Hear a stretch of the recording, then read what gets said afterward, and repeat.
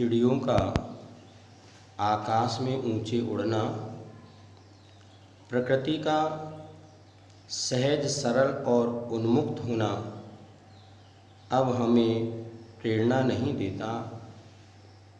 वृक्षों का हवाओं में लहलहाना और फल फूलों से भरकर कृतज्ञता से झुक जाना अब हमें आंदोलित नहीं करता। किसी का सच्चा होना, भला और सच्चा होना अब हमें चुनौती नहीं देता। असल में हमारी आदत नहीं रही आदतें बदलने की। मुनि श्री क्षमा सागर जी की एक कविता वर्तमान परिवेश में पूर्णतः साकार होती दिख रही है, क्योंकि बहुत कुछ सत्य को समझने के बाद भी आज हमारी परिणति क्यों नहीं बदल रही समझ में नहीं आता। शायद यह सत्य है कि आज हमारी आदत बदलने की नहीं रही।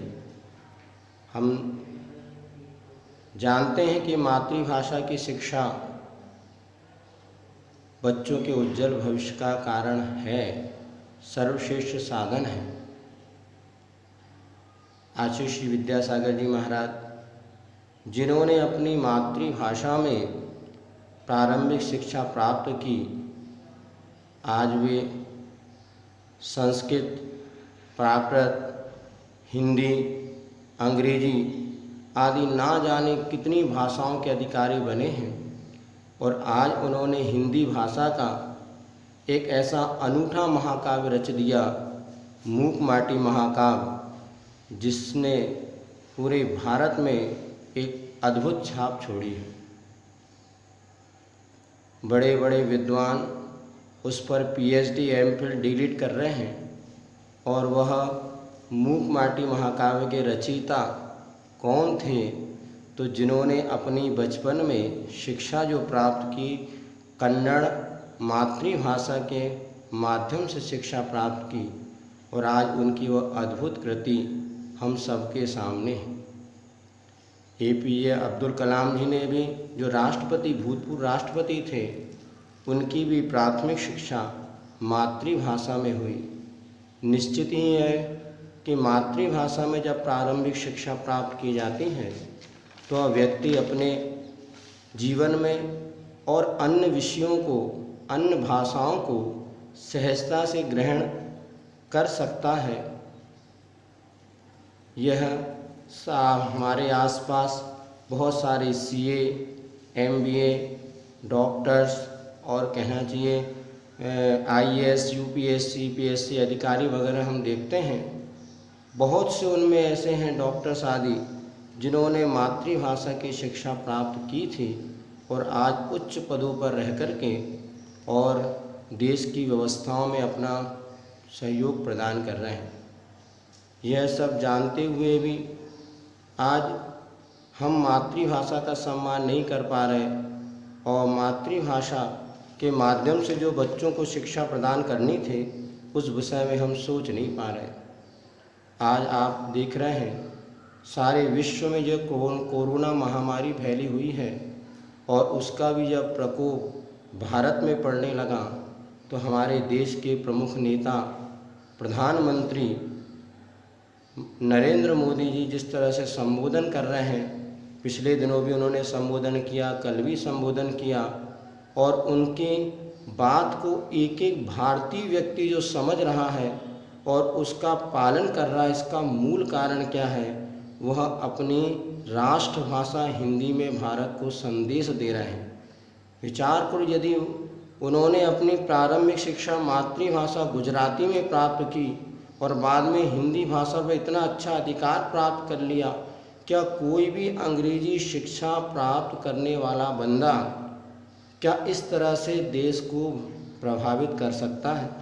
उनकी वाणी में जिस तरह से जादू जैसा हो रहा है कि जब उन्होंने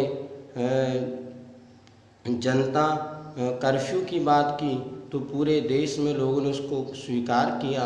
कल जब उन्होंने बात की तो एक एक व्यक्ति के दिल में वो बात उतर रही है। आप विचार करो, जो अंग्रेजी बोलने वाले अथवा अंग्रेजी शिक्षा करने वाले जो हमारे देश के नेता थे, क्या उनकी बात इतनी अच्छे से सुनी जाती थी? हैं आज जो मोदी जी दूसरी बार प्रधानमंत्री बने, इसका मूल कारण ये है कि उनका मातृ हिंदी भाषा पर पकड़ थी, और जब वो बोलते हैं तो उनके एक एक शब्दों में वह प्रभावकारी व्यक्तित्व होता है, जो कि वास्तव में शब्दों से प्राप्त होता है। क्या हमारे बच्चे को, जिसको हम अंग्रेजी माध्यम की शिक्षा दिला रहे हैं, क्या वो कभी हिंदी में इतनी अच्छे से बोल सकता है? बोल सकता है क्या? वो तो हिंदी की 8वीं 10वीं पढ़ने वाले बच्चे जब हमारे पास आते हैं और हम उनके लिए पुस्तक या पत्रिका देते हैं, आप पढ़ो, तो बच्चे 4 लाइन भी नहीं पढ़ पाते। पहले स्थिति चित्रकथा देखते से पढ़ने का और समझने का भाव होता था, किंतु आज ये स्थिति है, बच्चों के सामने अच्छी से अच्छी हिंदी भाषा की पुस्तक आप रख दो, वो उसको पढ़ ही नहीं पाते, और इंग्लिश की पढ़ने ये भी संभव नहीं। एक बार की बात है, हमने सोचा बहुत सारे इंजीनियर बच्चे बैठे हुए थे, चलो अंग्रेजी की जिन सरस्वती हम पढ़ते हैं, क्योंकि अपन भी थोड़ा सा इंग्लिश का ज्ञान रखते हैं, थोड़ा वो रखते हैं, तो ये बहुत जल्दी पढ़ना हो जाएगा। किंतु हमने देखा 1 घंटे बैठने के बाद भी वो बच्चे 4 से 6 लाइन से ज़्यादा पढ़ ही नहीं पाए। उसमें भी उनको 10 बार डिक्शनरी का प्रयोग करना पड़ा। कारण यही हुआ कि उन्होंने अंग्रेजी शिक्षा तो प्राप्त कर ली, किंतु उनको मातृभाषा की परिपूर्ण ज्ञान नहीं रहा, तो ना वो अंग्रेजी सीख पाए और ना वो हिंदी सीख पाए।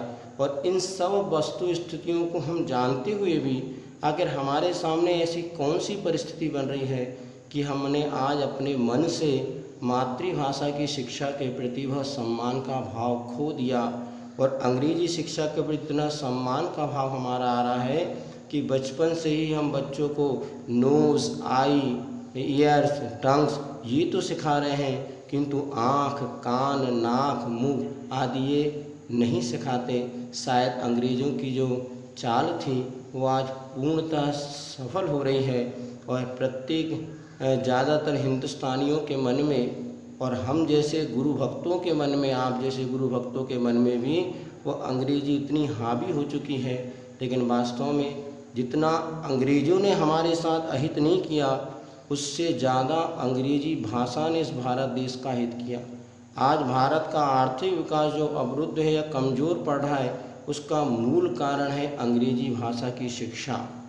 अंग्रेज यहाँ पर आए, उन्होंने सबसे पहले हिंदी माध्यम के विद्यालयों को नष्ट किया और अंग्रेजी माध्यम के विद्यालयों को जो स्थापित किया, और आज हम उसकी ही अनुसरण करते करते आज अपने बच्चों का भविष्य भी अंधकारमय कर रहे हैं।